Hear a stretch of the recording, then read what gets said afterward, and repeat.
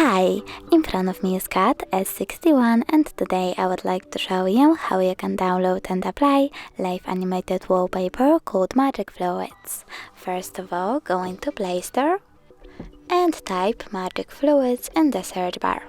Then download this app from this developer and open it.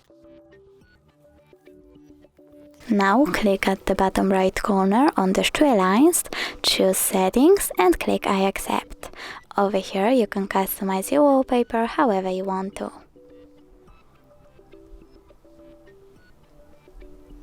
When you're done, click at the top right corner and bottom one again.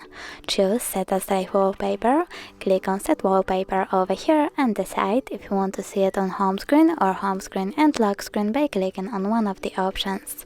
Now when I go back, I can see that my wallpaper was successfully applied. Thanks so much for watching. If you enjoyed this video, don't forget to leave a like, comment and subscribe. Bye!